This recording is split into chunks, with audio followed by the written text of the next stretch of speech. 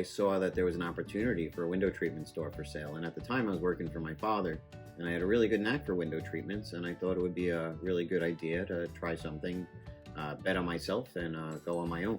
So I ended up taking over Homestead Window Treatments on the 15th of February 2011.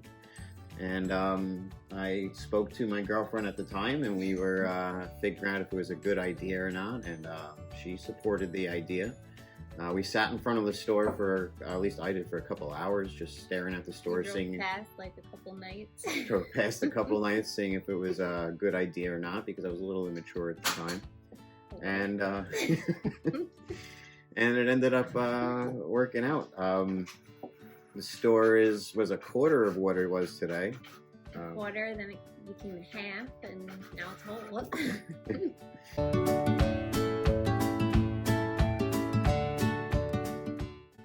When we first walked in, it was just this section over here. There was a wall over there with some cheesy window treatment displays. Red displays. And behind it was really just empty space, but it was our empty space. It was a big workbench. And across the way, we actually knocked down the wall to work. Today it's a whole building, but we shared the building with a carpet store as well at a time. And we had a little pathway that we go back and forth and kind of, help one another out. Remember, I would go on appointments, and I would have the receptionist at the carpet store answer my phones while I was out on jobs, because I was only working for myself at the time. We had no employees. I didn't even have Laura over here. She was still in school and finishing that up. So we ended up trying something new. We actually opened up a window treatment kiosk at Whitman Mall, and we tried that for a little bit. It was pretty good. Walt Whitman, Smith Haven, and even Roosevelt. Yeah, at one point we had 3 mall kiosks going on at once, and it was a great learning experience. We were able to get our names out there. Everyone from around the area would go into Walt Whitman Mall, past our kiosk, and the branding was there.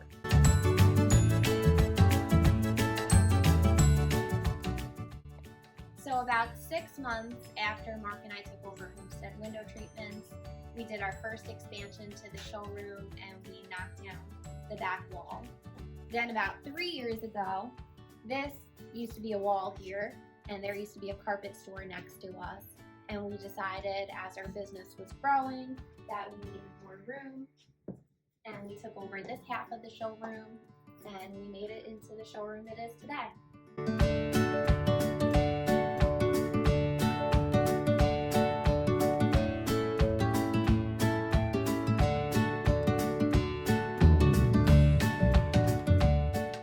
So when we first took over Homestead Window Treatments, Mark and I were just dating at the time, and then he eventually popped the question, and we got married.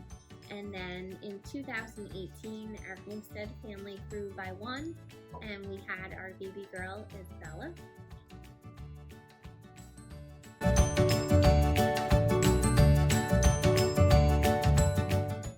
So when we first started 10 years ago, I was the only designer. I went out, I closed the showroom at times, went out, did my job, came back, did whatever paperwork I had to do. Usually it was about 1 appointment every couple days. That was about it.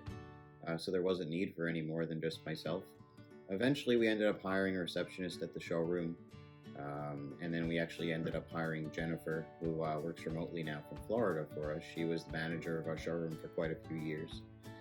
We ended up expanding as far as company growth and employees, and I hired Barbara McNally as our first designer besides myself.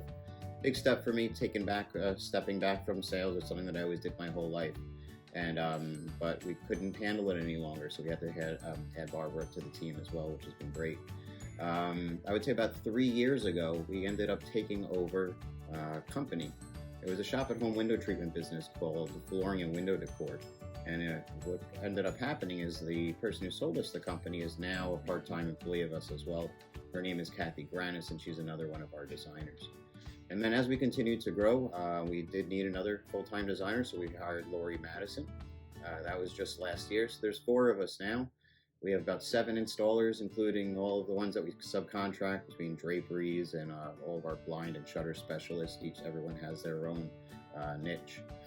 And the company's really grown. The culture's been great, and it's been a great 10 years. We just just wanted to thank all of our loyal customers, our community, and our wonderful staff for making Homestead what it is today, and for all of your support throughout the decade. Thanks so much.